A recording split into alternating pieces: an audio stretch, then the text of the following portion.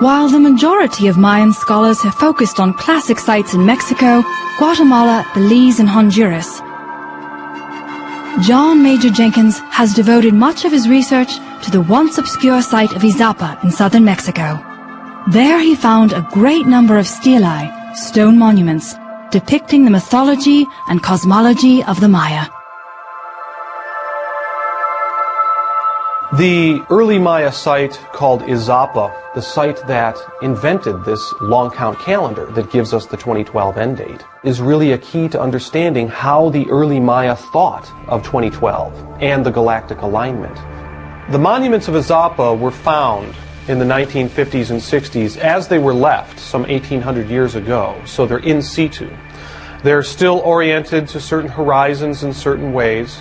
One of the key horizon alignments at Izapa is the December solstice sunrise. So we start to see how Izapa is a site that helps us understand the galactic alignment in 2012. For example, Stela 11 from Izapa portrays Wanhunapu, the father of the hero twins. He represents the December solstice sun. And he's emerging from the upturned mouth of a frog. That's the rebirth place. The mouth of the frog or the mouth of the snake, that represents the dark rift. His arms are outstretched, and it's basically a period measuring gesture.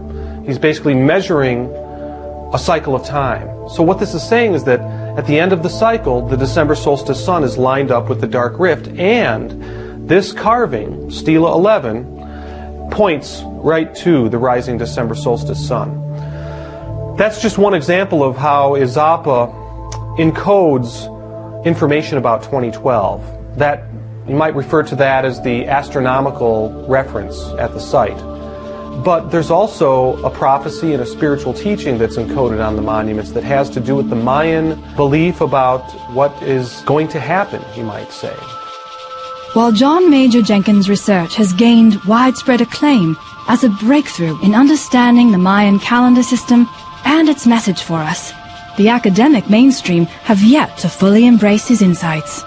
It is true that when the sun is at the winter solstice, it more or less lines up in the direction of the constellation of Sagittarius, which is close to what we would call the center of the Milky Way galaxy, which was not determined until even later.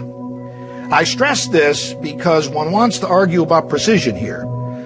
I could say in a very general way that the winter solstice sun comes through that general area of Sagittarius, whether it's conceived of as the center of a galaxy or not, somewhere between the years 1900 and 2150. To dare to pinpoint it any more accurately is to suggest that the Maya did, and I'll go back to what I always go back to, I've got to see the evidence. And I've got to see something more than just some interpretation of an iconography on a stela. I've got to see it in the codices, I've got to see it in writing, I've got to see the numbers. If the astronomers cared about that, they would have backed it up with numbers. So one does have such an alignment, but in the crudest possible sense you can imagine it. Whether or not the Maya accurately predicted the relative location of the Earth, the Sun, and the center of the Milky Way galaxy on December 21, 2012, the fabled galactic alignment, their observation of the heavens above directly influenced their worldview below, on Earth. The Mayan shamans, or spiritual leaders, used hallucinogenic plants and substances to enter an altered state from which they were able to bring back wisdom and knowledge, enabling them to interpret their heavenly observations.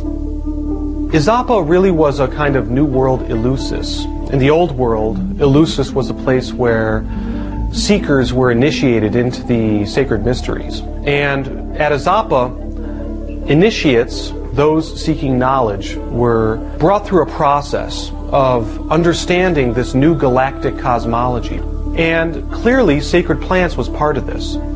We know that ritual mushroom stones were found in the region around Izapa, so we know that there was a kind of mushroom cult going on there.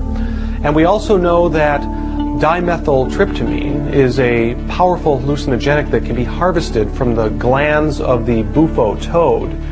And Stela 6 at Izapa, for example, depicts the bufo toad. And it actually shows the toad's glands with vision scrolls coming out of the glands. This actually indicates a very clear proof that they were aware of the vision-producing effects of the gland secretions. So it's very clear that Izapa was an initiatory center that utilized hallucinogenic plants and substances in order to facilitate expansion of consciousness so that larger perspectives could be embraced. The Inca, the Hopi, the Mayans were all shamanic cultures, and they entered into altered states of awareness in order to access this body of wisdom, which is infinite. So to do that, they had to step outside of ordinary time, which is the opportunity we all have today as we come to the end of time, is to step into infinity, to step into this body of ancient wisdom. We can learn from ancient civilizations, and so I hope I've played some part in reintroducing the wisdom of the ancient world to the modern world and helping people to open their eyes and open their ears and hear what the ancients have to say to us. And more recently also the recognition that the shamans of tribal and hunter-gatherer societies around the world, with their systems and techniques for contacting the spirit realm directly, also have a great deal to teach us. So, I would advocate a kind of reversal of the normal order of things. It's not we in our scientific and technological world, where everything is rooted and grounded in a material and mechanistic view of the universe. It is not we who may place ourselves above the civilizations of antiquity. We may not say that we are greater than or better than the shaman in a small village in the Amazon. Those civilizations of antiquity and those tribal shamans today have a huge amount to teach us, and we can only recover the better part of ourselves if we are willing to listen to what they have to say. So I suppose that's what I've tried to do. I've tried to say this that came before, this knowledge of the spirit world that shamans still possess today, this is what really matters about us. Let's listen to it. Sacred plants will give you access. They'll give you access to these domains, but that's the easy way. Shamanic training is very rigorous. It demands that you spend time in nature and vision quest, and not just increase the serotonin levels in your brain so you can experience the divine for a fleeting moment and then come back into a life that is hell. So you have to be willing to pay your dues, to do the work, to spend time in nature, to spend time with yourself, and not just increase the levels of dopamine or certain brain chemicals that stimulate bliss. The psychedelics have opened the doors for many people in the West, but opening the doors and walking through them are very different things.